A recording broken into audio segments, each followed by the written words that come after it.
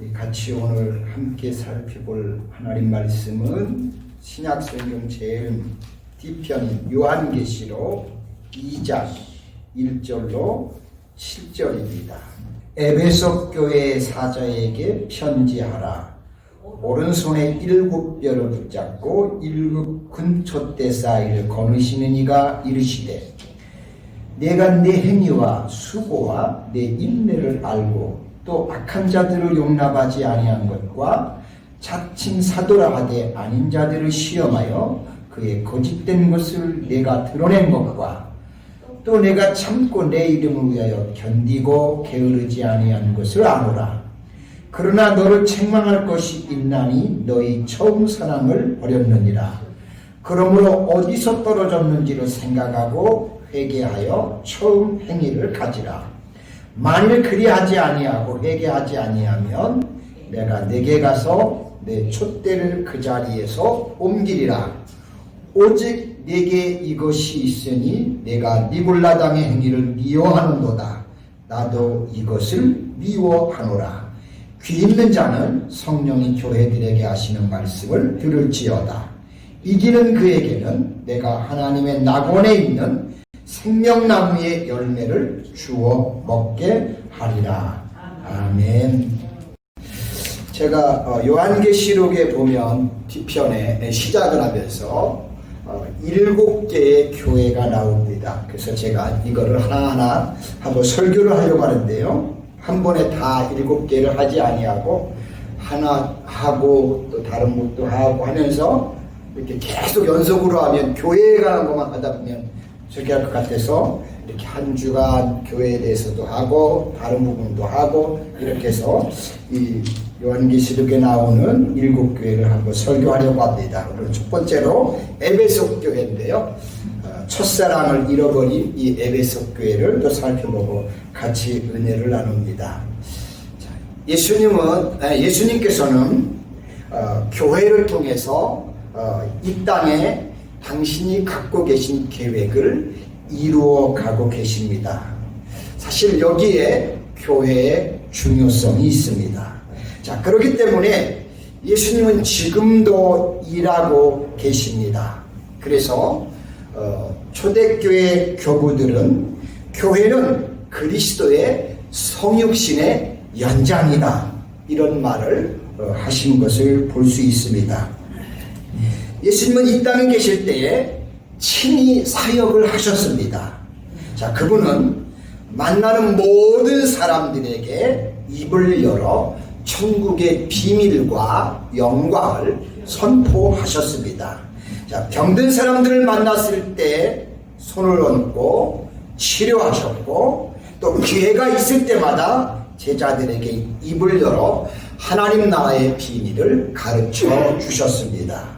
자, 그래서 마태복음 4장 23절에 보시면 예수께서 온 갈릴리에 두루 다니사 그들의 회당에서 가르치시며 천국 복음을 전파하시며 백성 중에 모든 병과 모든 약한 것을 고치시니라고 하셨는데요, 가르치시고 선포하시고 치료함으로써 예수님은 하나님의 영광을 드러내셨고 하나님의 나라를 이 땅에서 확장시켜 가셨습니다. 자, 그렇다면 교회는 마땅히 그리스도의 몸이 되어야 합니다. 교회는 예수님의 입이 되어 그분이 지상에서 선포하신 말씀을 지금도 역시 전해야 하고, 또 그분의 손이 되어 지금도 주변의 병든 사람들, 아픈 사람들을 만져주며 그들에게 소망이 되어야 합니다. 또 교회는 지금도 이 땅에서 예수님의 진정한 작은 제자가 되어 그분이 전파하셨던 메시지를 계속 전파하며 모든 족속들을 제자로 삼아 가르치는 사역을 계속 해야 합니다. 자, 그런 의미에서 교회는 예수님의 성육신의 연장이다 라고 했던 교부들의 말씀은 지금도 나는 진리라고 믿습니다. 자, 우리 사랑하는 성도 여러분, 교회는 예수님의 유일한 기대라고 할 수 있습니다. 자, 왜냐하면 주님이 이 땅에서 주님 자신의 사역을 계속하기 위해서 사용하기로 작정하신 유일한 기관, 그것이 바로 교회이기 때문입니다. 때로는 사람들의 손가락질의 대상이 되어 그 본래의 권위를 상실하고 있는 상황 가운데 있기도 하지만, 그럼에도 불구하고 교회는 여전히 이 땅에서 주님 자신의 일을 행하시는 유일한 통로이고 기관이고 기대라는 사실을 우리는 늘 기억해야 합니다. 자, 요한계시록의 서두로 시작하며 등장하는 7교회를 향해 하시는 주님의 메시지는 사실 시대를 초월하여 모든 교회를 향한 메시지입니다. 각 교회들이 주님의 팔과 주님의 손과 입이 되어 주의 말씀을 선포하고 주님의 사역을 감당하는 참된 교회가 될 수 있기를 바라는 주님의 기대를 집약해서 이 7교회에게 띄우는 편지가 바로 요한계시록 7교회에 나오는 내용들입니다. 자, 그렇다면 여러분, 주님은 왜 이 7교회를 향해 편지를 보내셨을까요? 교회는 그분의 몸입니다. 그러므로 교회의 건강은 곧 주님의 건강이라고 할 수 있습니다. 교회가 얼마나 건강하냐에 따라서 주님의 사역이 얼마만큼 이 땅에서 힘있게 펼쳐져 나갈 수 있는가가 결정될 것입니다. 그런 의미에서 그 몸이 얼마나 건강한가를 우리는 진단해 보아야 할 필요가 있습니다. 자, 계시록 2장에서 3장에 기록된 이 7교회에 보낸 이 편지들은 주님이 사랑하는 교회들에 대한 일종의 검사, 인스펙션이라고 할 수가 있습니다. 자, 주님은 초대교회에 요한계시록을 주시면서 그 당시 존재했던 7교회를 선택하시고 그 교회들을 진단하시며 책망도 하시고 또 칭찬도 함으로써 주님이 기대하시는 진정한 교회상이 무엇인가를 우리에게 교훈해주고 보여주신 겁니다. 이것이 바로 주님께서 7교회를 향해 메시지를 주신 의도이기도 합니다. 자, 첫 번째로 이제 오늘 에베소 교회를 보는데요. 에베소 교회 사자에게 편지를 띄웁니다. 1절에 보시면 에베소 교회 사자에게 편지하라. 오른손에 7뼈를 붙잡고 7금초대 사이를 거니시는 이가 이르시되라고 했습니다. 자, 여기 보시면 에베소 교회 사자에게라고 했는데 이 말은 그 교회의 대표자, 지도자에게 보낸 편지라는 뜻입니다. 즉 에베소 교회 목사에게 말하기를이라고 그렇게 표현할 수가 있습니다. 자, 그러나 여기서 꼭 지도자만을 겨냥한 것이 아니라 그 지도자가 대표하고 있는 교회를 향한 메시지로 보는 것이 더 합당합니다. 자, 그렇다면 여러분, 7교회 중에서 왜 이 에베소 교회가 제일 먼저 등장을 할까요? 지금 사도 요한은 patmos섬에서 이 편지를 쓰고 있습니다. 자, patmos섬에서 제일 가까웠던 교회가 바로 에베소 교회였습니다. 날씨가 아주 맑은 날에는 patmos섬에서 에베소 교회를 볼 수가 있다고 합니다. 제가 얼마 전에 TV에서 보다가 그 세계 여행 채널을 보다가 patmos섬이 그 에게의 지중해 가운데 이렇게 점으로 찍혀 있는 것을 제가 본 적이 있는데 에베소하고 그렇게 멀리 떨어져 있지는 않은 것을 제가 얼마 전에 한번 본 적이 있습니다. 자, 이 에베소는 본래 항구 도시였습니다. 당시 로마 제국은 전 세계에 많은 식민지를 거느리고 있었습니다. 물론 소아시아 지방의 공식적인 수도가 버가모였습니다. 그러나 그 지역에서 정치적으로 혹은 경제적으로 가장 중요한 역할을 감당했던 도시는 수도 버가모가 아니고 바로 이 에베소였습니다. 에베소라는 도시에 제일 먼저 인연을 맺게 된 사람이 누구냐면 바로 사도 바울입니다. 그분이 2차 선교 여행에 돌아오는 중에 에베소라는 도시에 잠깐 들리는데 그때는 본격적으로 선교를 한 흔적이 없습니다.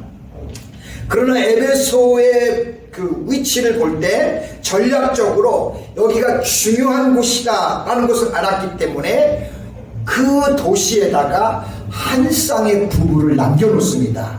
그분들이 바로 브리스길라와 아굴라 부부입니다. 그래서 거기에 남겨놓는 걸 봅니다. 그 후에 바울 사도께서는 3차 세계 전도 여행을 시작하면서 에베소에서 가장 많은 시간을 보냅니다.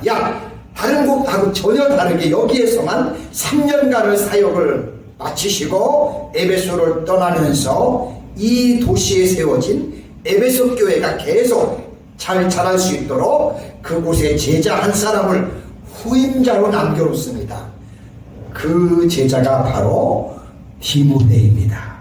자, 그리고 약 10년이 흐른 후에 사도 요한이 이 도시를 방문했습니다. 자, 그러던 중에 요한이 AD 95년경 로마의 도미티안 황제로부터 반모섬으로 귀향을 갑니다. 그런데 이 도미티안 황제가 불과 1년밖에 96년에 전쟁터에 나갔다가 자기 부하에게 죽음을 당합니다. 그래서 도미티안이 죽자 다시 이제 요한이 돌아와 가지고 박해가 풀리자 거기서 자유의 몸이 돼서 나머지 인생을 에베소에서 여생을 보내며 목회를 합니다. 그래서 지금도 에베소를 방문하면 요한의 기념교회와 무덤이 있는 곳이 바로 이 에베소입니다. 또 하나는 에베소에는 마리아의 무덤과 마리아의 기념교회가 있다고 합니다. 저도 한번 가보고 싶은데 기회가 안 되더라고요.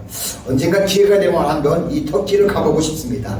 여러분, 마리아의 무덤이 왜 터키에 있을까? 저도 궁금해요. 왜 그랬을까 했는데 문헌을 보니까 예수님께서 돌아가실 때 사도 요한에게 뭐라고 했냐면 마리아를 가리키면서 자기 어머니기도 하지만 요한에게 내 어머니를 부탁한다 라고 하십니다. 그래서 요한이 마리아를 그곳까지 모시고 갑니다. 그래서 에베소서에는 예수님의 어머니 마리아의 묘가 거기에 있습니다. 아마도 거기서 세상을 떠난 게 아닐까 학자들은 그렇게 봅니다. 어쨌든 이게 에베소의 모습이고요. 자, 그러면 이 편지를 보내는 발신자는 누구냐? 예수님 자신입니다. 자, 7교회를 향해서 편지를 보내시는 분은 바로 그 교회의 주인이신 예수님입니다. 그분이 이 교회의 청지기가 되는 교회 사역자를 향해서 그리고 그 교회 성도들을 향해서 직접 지금 이 메시지를 띄우는 것입니다. 자, 그러나 주님은 각 교회마다 다른 모습으로 등장을 합니다. 즉, 그 교회의 영적인 형편, 그 교회에 가장 적합한 모습으로 각 교회에 등장하시는 것을 봅니다. 자, 에베소 교회는 어떤 모습으로 나타나셨는지 보겠습니다. 1절 다시 보시면 에베소 교회 사자에게 편지하라. 오른손에 7뼈를 붙잡고 7 금촛대 사이를 거느시는 이가 이르시되라고 말씀합니다. 자, 이 모습은 여러분 우리가 어디서 볼 수 있을까요? 요한 사도는 밤모섬에서 주의 날에 성령의 감동이 되어 나팔소리 같은 큰 음성을 그분이 듣습니다. 자, 그래서 그 음성이 무슨 소리인가 하고 돌이킬 때에 7개의 금촛대가 보이고 그 촛대 사이를 다니시는 인자 예수님의 모습을 보게 됩니다. 자, 예수님의 모습은 다양하게 나타나는데 그 가운데 1장 20절에 보시면 내가 본 것은 내 오른손에 7뼈의 비밀과 또 1급 금촛대라. 7뼈는 7교회의 사자요 7촛대는 7교회니라 라고 했습니다. 요한 사도가 처음 보았을 때 그 모습, 예수님이 교회 가운데 촛대 사이를 다니시는 모습을 보았는데 에베소 교회에 예수님이 그런 모습으로 나타나셨던 것을 다시 본 겁니다. 자, 여기 7뼈는 교회의 사자고요 7촛대는 교회를 상징합니다. 즉 주님께서는 교회를 주관하시고 교회 가운데서 활동하시고 또 역사하시고 사역하시고 임재하는 모습으로 등장하신다는 사실입니다. 저는 지금도 동일하다고 믿습니다. 여전히 우리 주님은 교회를 주관하시고 교회 가운데 우리 눈에 보이지 않지만 활동하시고 역사하시고 사역하시고 언제나 교회에 임재한다고 저는 믿습니다. 자, 그 당시 소아시아에는 많은 교회들이 있었지만 그 중에서도 에베소 교회는 전략상 가장 중요한 위치에 있었기 때문에 하나님은 이 교회를 향해서 특별한 기대를 갖고 계셨습니다. 그래서 에베소 교회를 향해 편지를 쓸 때에도 주님이 이 교회 사역에 구체적이고 적극적으로 참여하는 모습으로 등장을 하십니다. 먼저 주님은 7뼈를 그냥 가지고 계신 분이 아니라 그것을 붙잡고 계신 분으로 등장합니다. 자, 즉 교회를 강력하게 붙들고 있는 모습입니다. 여러분, 교회는 누가 뭐라고 해도 우리 주님이 강력하게 붙들고 계십니다. 아멘. 또 그분은 지금 7 금초대 사이에 서 계신 분이 아니라 7 금초대 사이로 다니시면서 활동을 하시는 분입니다. 구체적으로 교회 현장을 돌아보시며 간섭하시고 그 모든 것들을 진행하시는 분, 그분이 바로 우리 예수님이십니다. 여러분, 교회가 잠잠한 것 같아도 우리 주님은 언제나 우리 교회를 돌아보시고 살펴보고 있다는 것을 우리는 늘 기억하시기를 바랍니다. 자, 그렇다면 저와 여러분, 우리 주님께서 우리 곁에 와 계시고 우리 교회의 세밀한 부분들까지 감찰하시고 감독하시고 또 역사도 하시고 격려도 하시고 활동하신다는 것, 이 사실을 믿으십니까? 아멘. 저는 믿습니다. 이런 사실을 우리가 믿는다면 절대로 교회 사역을 진행하는 우리들이 낙망할 수가 없을 것입니다. 분명히 우리 하나님께서 그렇게 진행한다면 언제든지 우리 교회는 다시 회복될 수 있고 승리할 수 있고 건강하게 부흥하는 역사가 있을 줄로 믿습니다. 예, 칭찬하시는 모습입니다. 주님께서 에베소 교회를 이렇게 다 둘러보시고 그 교회를 향해서 책망할 일이 있어서 메시지를 보내시면서도 먼저 칭찬을 하셨다는 사실에서 그런 거 보면서 참 우리 예수님한테 배워야 되겠다. 의사소통을 잘 하시는 것 같아요. 잘못한 거 분명히 아는데 야단을 치기 전에 그거 나중에 하고 기분 나쁠 수 있으니까 좋은 것부터 칭찬하시고 그리고 틀린 부분을 지적하시려. 근데 저는 자녀를 기르면서 이렇게 하지를 못한 것 같아요. 생각해보니까 반대로 먼저 야단치고 나중에 가서 어쩌고 저쩌고 그저 이제 눈물 콧물 뺏고 삐쳐있으니까 달래려고 이 얘기야. 거꾸로 내가 예수님 보면서 나는 거꾸로 한 거를 생각났습니다. 근데 예수님은 반대로 먼저 칭찬하시고 부족한 부분에 대해서 또 말씀해 주시고 전체적으로 7교회를 다 그런 식으로 예수님이 하시는 것을 보게 됩니다. 우리도 자녀를 기르니까 한번 또 그런 것도 우리가 한번 생각해 보시면 좋겠습니다. 자, 2절 3절 보시면 내가 네 행위와 수고와 내 인내를 알고 또 약한 자들을 용납지 아니한 것과 자칭 사도라 하되 아닌 자들을 시험하여 그 거짓된 것을 내가 드러낸 것과 또 내가 참고 내 이름을 위하여 견디고 게으르지 아니한 것을 아노라 라고 이렇게 칭찬하십니다. 자, 주님께서는 에베소 교회의 행위, 즉 그들의 업적, 그들의 수고를 안다고 말씀하셨습니다. 또한 수고도 알고 인내하는 것도 안다고 하셨습니다. 자, 근데 주님께서 에베소 교회를 향해서 특별히 한 가지 더 칭찬을 하는 것이 있습니다. 그건 뭐냐면 자칭 사도라 하되 아닌 자들을 시험하여 그 거짓된 것을 드러낸 것이라고 말씀하고 있습니다. 즉 거짓된 자들로부터 교회 속에 참된 진리를 지켜낸 것, 이것을 주님이 더욱 칭찬하고 있는 것을 볼 수 있습니다. 자, 그렇다면 이건 역사적으로 실제로 어떤 배경을 갖는 사건일까요? 6절에 보시면 오직 내게 이것이 있으니 네가 니골라당의 행위를 미워하는도다 나도 이것을 미워하노라 라고 했는데 니골라당의 행위입니다. 자, 우리가 이 부분만 가지고 니골라당의 행위가 정체가 뭔가 알기가 사실 어려워요. 14절로 15절에 보시면 니골라당의 두 가지 교훈이 나오는 걸 보는데요. 내게 두어 가지 책망할 것이 있나니 거기 내게 발람의 교훈을 지키는 자들이 있도다. 발람이 발락을 가르쳐 이스라엘 자손 앞에 걸림돌을 놓아 우상의 재물을 먹게 하였고 또 행음하게 하였느니라. 이와 같이 내게도 니골라당의 교훈을 지키는 자들이 있도다라고 했습니다. 자, 이 말씀에 의하면 니골라당은 민수기 23장에서 25장에 나오는 발람과 깊은 관계가 있습니다. 자, 발람이 어떤 인물입니까? 우상을 섬기고 음행을 조장하게 했던 사람이었습니다.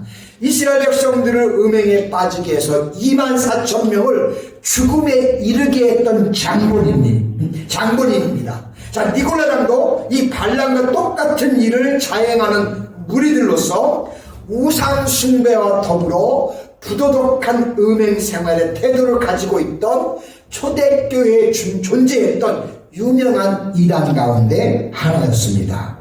그리고 초대교회 그리스도인들의 신앙을 위협하던 이단들을 크게 두 가지로 나눌 수 있습니다.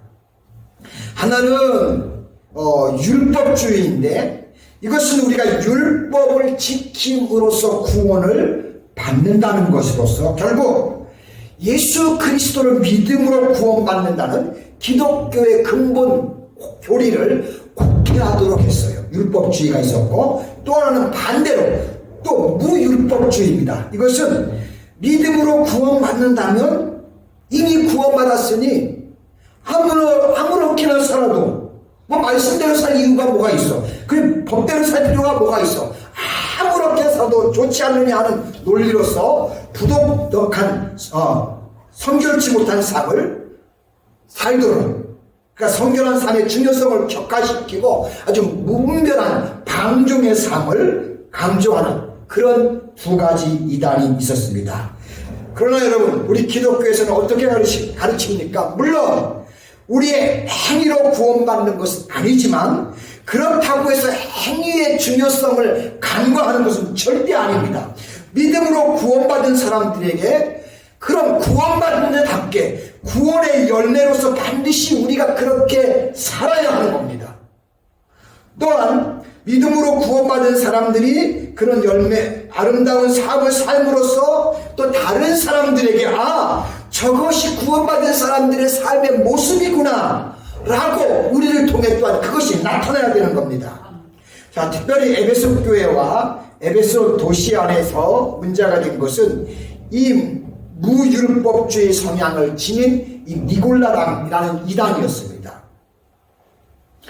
바울 사도께서는 에베소 교회를 떠난 후에 드디어 그분이 떠난 다음에 이단들이 일어나기 시작했는데 바로 이 니골라당이었습니다. 이들은 에베소 도시의 풍속을 받아들여서 그 우상숭배, 부도덕과 우상숭배를 같이 조장하면서 섬기는 겁니다. 이 니골라당의 영향 때문에 에베소 교회가 순결을 잃어버릴 위험에 놓이게 된 겁니다. 그런데 에베소 교회 성도들은 이것을 잘 분별하며 그 거짓된 자들의 정체를 드러내면서 끝까지 복음을 아름답게 수호했습니다. 이것이 잘한 일이라고 주님께서 지금 칭찬을 하시는 겁니다. 그러냐 또 책망의 모습은 뭘까요? 4절을 계속 보시면 그러나 너를 책망할 것이 있나니 너희의 처음 사랑을 버렸느니라 라고 했습니다. 에베소 교회는 주님의 칭찬처럼 니골라당의 행위를 가려내어 진리를 잘 수호했습니다. 잘못됐다는 걸 그들은 알았습니다.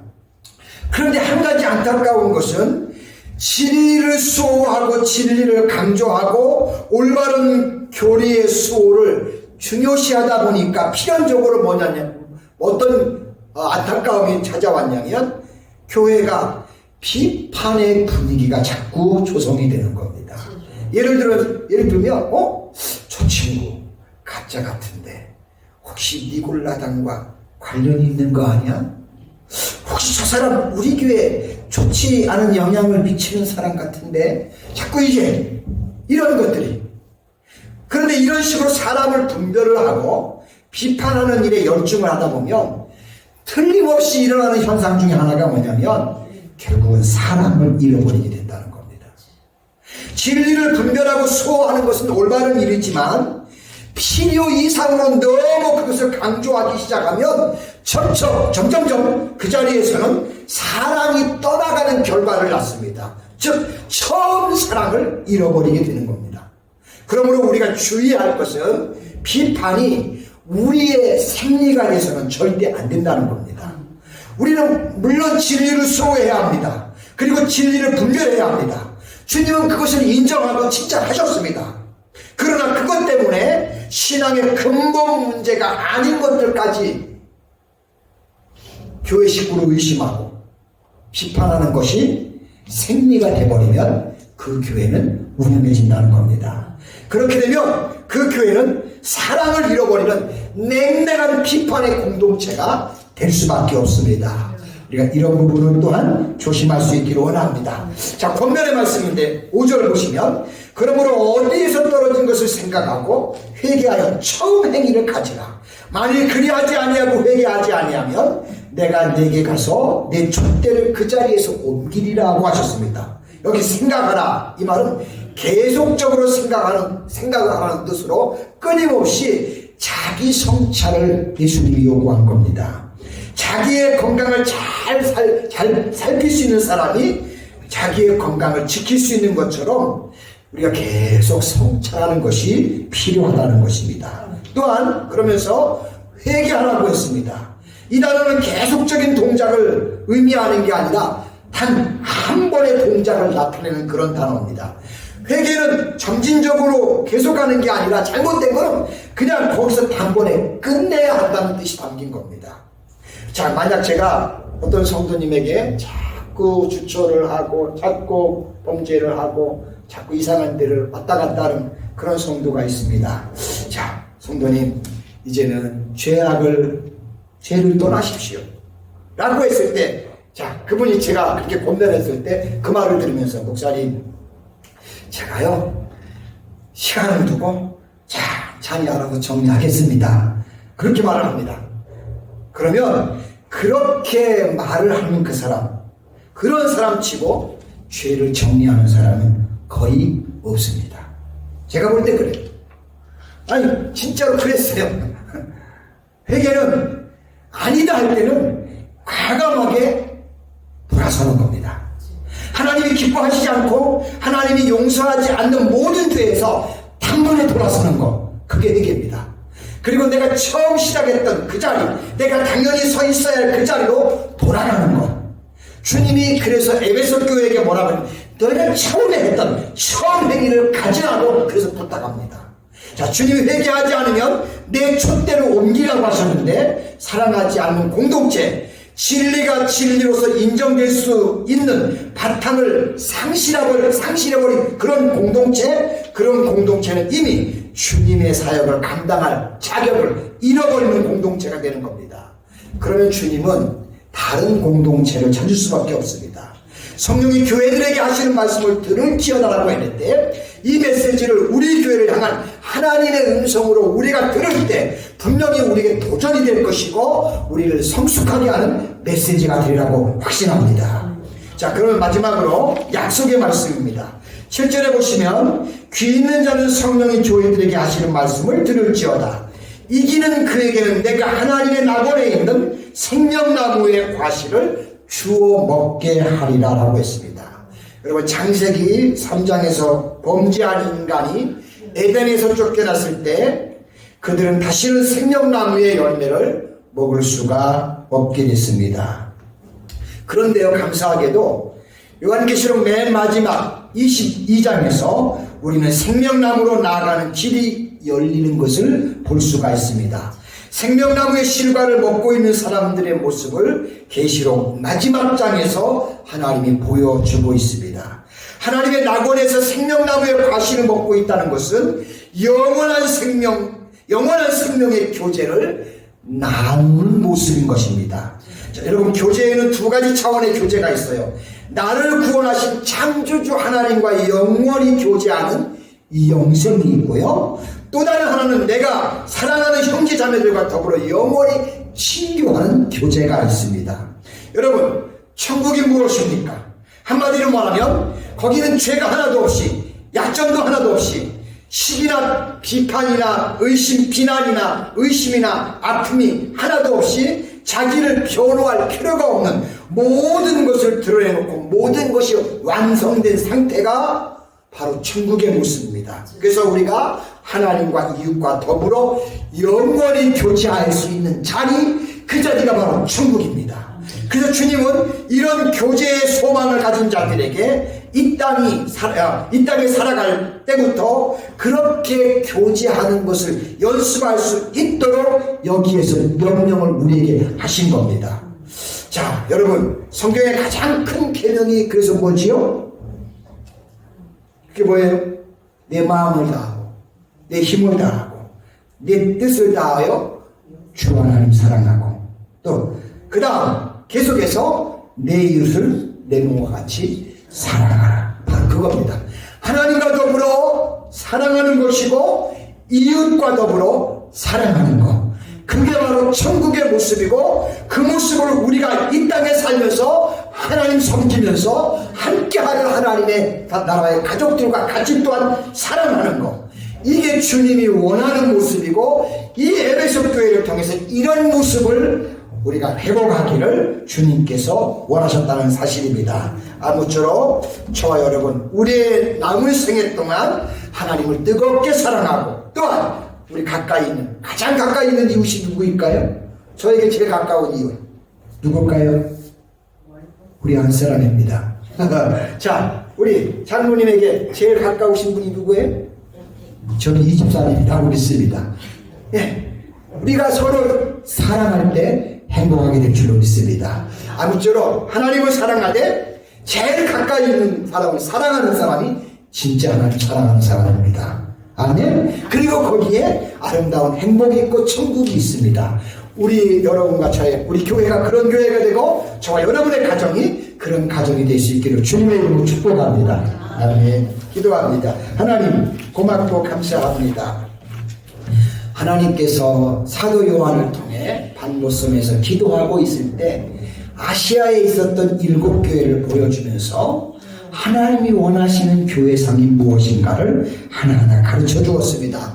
그 중에 오늘 첫 번째로 에베소 교회를 통해서 또 우리에게 하나님께서 놀라운 하나님의 교회의 모습, 천국의 모습, 그것이 무엇인지를 또한 깨닫게 해주셨습니다. 그것은 결론으로 하나님을 사랑하고 하나님을 사랑하는 그 모습으로 가까이, 가장 가까운 사람들을 진정으로 사랑하는 것, 그것이 바로 교회의 모습이라고 우리에게 가르쳐 주셨고, 우리의 가정들이 또 하나님의 사람들이 살아가는 삶의 모습인 것을 이야기해 주셨습니다. 그렇다면 주님, 우리의 가정에서, 우리의 교회에서, 우리의 주변에서 이런 회복이 일어나서 사랑이 넘침으로 인해서 작은 천국을 우리의 주변이 보게 하시고 실제로 우리의 삶이 작은 천국이 되는 가정이 되고 또 삶이 되게 축복해 주옵소서. 예수님의 거룩하신 이름으로 기도합니다. 아멘.